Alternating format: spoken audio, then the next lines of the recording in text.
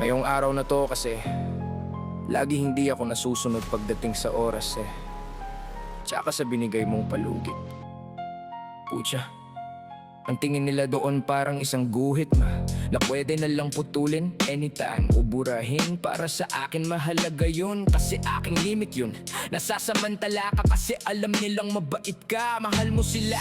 Pero pag nakita na nila yung itsura mo, pag nagalit ayan na, anong sasabihin? Demonyo ka, so anong gagawin ko ngayon? E di magpakademonyo na, sinabi mo na Now, simula sa araw na to, ukubusin ko yung oras ko sa pahinga, sa paggawa ng kanta. Kung ano man yung nakakapag-react sa akin, at kung ano man yung nakakapagbigay sa akin ng pahinga. Dahil simula bukas wala akong sasayangin na oras. Kahit kahibla ng buhok na matitira sa oras, kukunin ko, gagamitin ko. At walang hirap na hindi ko papatulan, lalabanan. May butas ng karayong sinasabi ko, lagi ko sinasabi, papasukin ko. Hindi lang sa pagmamahal ko, dahil dyan pinuno mo ko, pinuno nyo ko ng mga Hindi ito ang salita ng isang api, hindi rin ito ang salita ng isang gaganti. Ito ang salita ng isang hirap na hindi nyo alam kung ano ang hinaharap. Bagkus nagmamakaawa sa inyo na please tigilan na yan, kasi hindi nyo alam ang inyong kaharap at hinaharap at haharapin. Dahil bagang taong ginaganyan nyo na nagmamakaawa sa inyo. Sinasabi ko sa'yo, kahit pare mumurahin ka, ako pa na buhay mag-isa, pupunuin mo, idudulo nyo. Tapos ano? Yung nakita nyo, hindi nyo alam kung saan kayo susuot sa takot, kung sino-sino nang kakausapin nyo, kakutsabahin nyo, para lang ano, makatakas kayo. Bakit? Pagkadating doon sa takot nyo, binantayan kayo.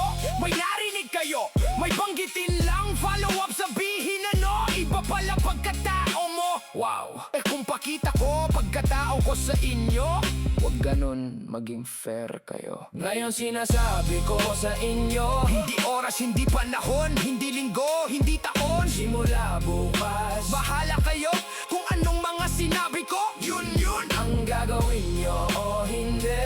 Bahala kayo, may buhay kayo. Pero sinasabi ko sa inyo, simulan nyo na ngayon. Kasi ano ang sabi ko? Unahan nyo ako. Wag ako makakaalam mo, wag ako yung gagawan ng alam nyong hindi ginagawa sa inyo.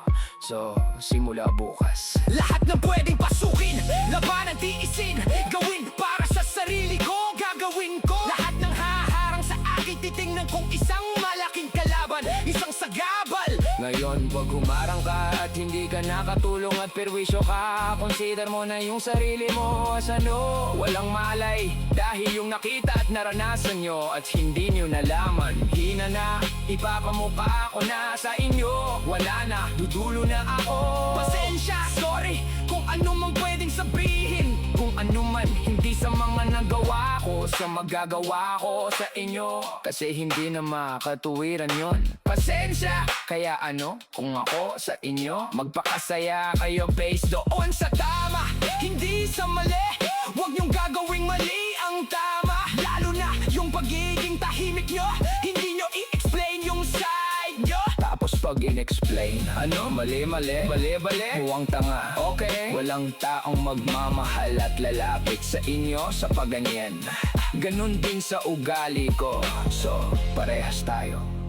Kaya walang sisihan, walang tampuhan. Ngayon, ganyan kayo, ganyan din ako. Kaibang side ng story, magkaibang side ng mundo, pero iisa ang tungo natin, magtagumpay. Kaya matira, matibay,